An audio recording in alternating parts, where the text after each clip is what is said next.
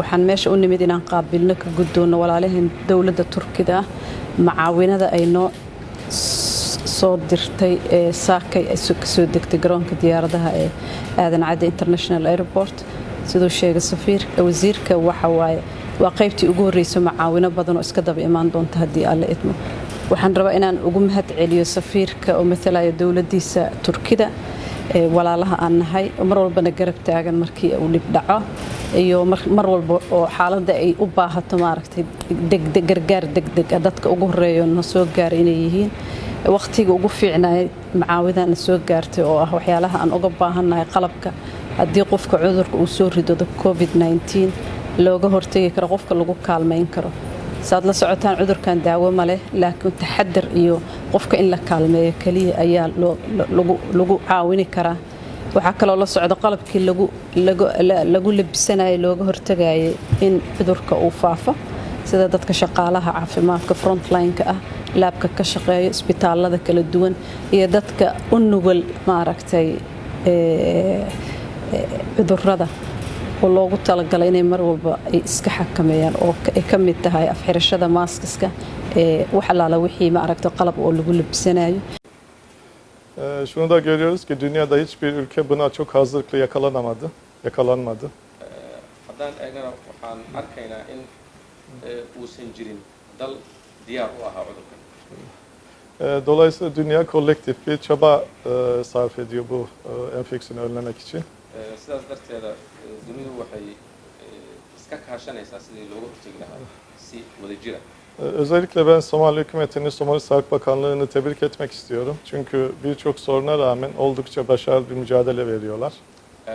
Waxaan rabaa inaan hortiini ugu mahad celiyo guud ahaan dowladda Soomaaliya gaar ahaan wasaaradda caafimaadka iyadoo ay jiraan caqabadooyin badan ee haddana waxay muujiyeen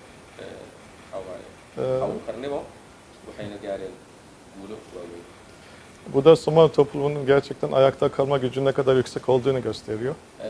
Tanna waxay muujinaysaa resiliency-ga ama adkaysiga ummadda Soomaaliyeed. Biz de Türkiye olarak her zaman olduğu gibi Somalili kardeşlerimizin bütün çabalarında, bütün sorunlarla karşılaştıkları zaman yanlarında durmaya çalışıyoruz. Annagana ka dowladda Turkiga ahaan sidii horeyba ay u ahaan jirtay in walaalaheenna Soomaaliyeed aan isbarbar taagno mar walbo caqabad la kulmaan dhibaato la kulmaan inaan garabkooda istaagno. Bu Covid'le Somalili kardeşlerimizin Covid'le mücadelesinde de yanında durmak istiyoruz. Dadaalkan ay kula jiraan cudurka COVID-19-na waxaan jecelnahay inaan garab ku siino aan garabkooda istaagno. Özellikle Sayın Cumhurbaşkanımız Recep Tayyip Erdoğan söz konusu olduğu zaman Somali çok özel bir yere sahip onun dünyasında. Marka loo eego madaxweynaheena Recep Tayyip Erdoğan Soomaaliya meel gaaray kaga taal. Hemen talimat verdi Somali'ye en güzel bir şekilde yardım yapılmasıyla ilgili olarak. Markii la gaarsiiyey in baahi ay jirto isla markiiba wuxuu amar ku bixiyey in si degdega gargaar loo gaarsiiyo Soomaaliya. Geçen hafta yine bir uçağımızla bir yardım malzemesi getirdik. Sidoo kale isbuucii la soo dhaafayay waxaa timid diyaarad sido qalab caafimaad. Ama esas olarak tabii Somali'nin ihtiyacı olduğu şeyler ventilatörlerdi. İşte özellikle bu ağır yoğun bakımda kullanılan tıbbi araç ve gereçlerdi. Laakiin Soomaaliya shayga ay ugu baahida badneed wuxuu ahaa ventilator ama qalabka qofka ku caawiya oksijiinka ama neefta siiya. En kısa zamanda onlar da temin edilip bu uçakla getirdik şu anda. Sidaas darteeda yaa waxaa la keenay qalabkaas ventilatorska ama qalabka oksijiinka. Ventilatörlerin dışında yine koruyucu malzemeler hem halka yönelik hem sağlık çalışanlarına yönelik malzemeler var. Sidoo kale waxaa la socdo qalabka hortaga oo loogu talagalay guud ahaan dadweynaha iyo gaar ahaan shaqaalaha caafimaadka. Test kitleri var çok sayıda. Waxaa kaloo la socdo qalabka baaritaanka lagu baaro cudurka. Yine her türlü maskeler var. Waxaa kaloo la socdo maaskooyin kala duwan. Önümüzdeki günlerde 2 uçak daha gelecek. Onlarla da yataklarımız geliyor. Diğer geride bütün malzemeleri bu uçakla getiremedik. Onlara da 4 veya 5'inde 2 uçak daha gelecek. Onlarla getireceğiz inşallah. maalmaha soo socdana waxaa imaan doona diyaarado kale oo sida qalab kale oo caafimaad oo baahi loo qabo ay ka mid yihiin sariiraha waxaa waye diyaaradan way soo qaadi weysay saas darteed maalmaha soo socda waxaa imaan doona diyaarado kale oo ayagana sida qalabkan. Ayrıca bu uçakla Sayın Cumhurbaşkanı Recep Tayyip Erdoğan'ın Somali halkına, Türk halkının ve Sayın Cumhurbaşkanımızın Somali'nin yanında durduğunu ve Covid'le mücadelesini desteklediğini bizim dayanışma mesajımız içeren mektupta getirdi. Diyaaradan maanta timid oo keentay qalabka caafimaad sidoo kale waxay keentay warqad ka socota madaxweynaha Turkiga iyo shacabka Turkigaba oo ku socota madaxda iyo shacabka Soomaaliyeed. İnşallah bugün o mektubu Sayın Cumhurbaşkanı Almacı'ya, ekselanslarına takdim edeceğim bugün. warqadaas ka timid madaxweynaheena iyo shacabka Turkiga isla maanta yaa waxaan ku gudbin doonaa madaxweynaha Soomaaliya Maxamed Cabdullaahi Farmaajo. Biz Somali'nin her zaman zor durumlarda yanlarında durmaya çalışıyoruz. Bu da bunun bir başka göstergesi. Mar walba waxaan ku dadaalnaa inaan garab istaagno walaalaheenna Soomaaliyeed.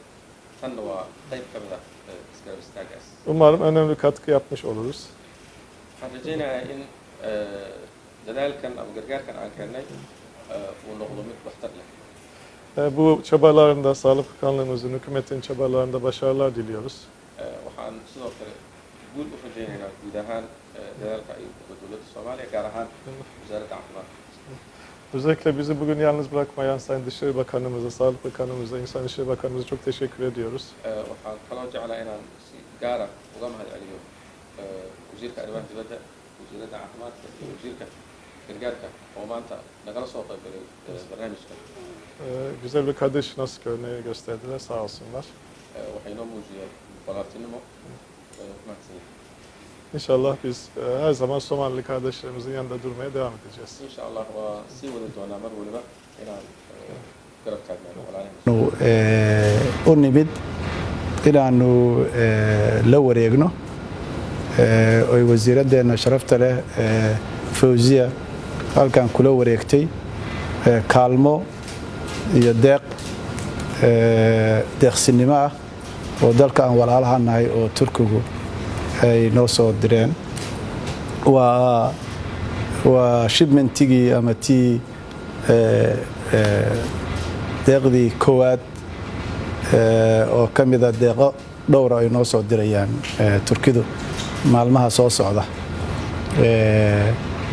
Waxaa diyaaradda ciidamada ah ayaa keentay deeq ballaaran weeye oo gacan weyn ka geysanaysa ka hortagga iyo la tacaalidda ama daaweynta COVID-19 ama jiradan dunida gilgishay coronavirus ay dhahaan. qalabka tafaasiishiisa wasaaradda caafimaadka ayaa haysta oo bixin doonta. waxaase ka mid ah qalab sida ventilators, waxaa ka mid ah qalabka lagu baaro ventilatorska waa mashiinada dadka siiya maxaa la yidhaahdaa ku kaalmeeya neefsashada. waxaa kaloo ka mid ah qalabka la isku baaro kalkaaliya waxyaabahan auxiliaryga la yidhaahdo oo gacan ka geysta, iyo qalabka qalabka hortagid jirada nafteeda.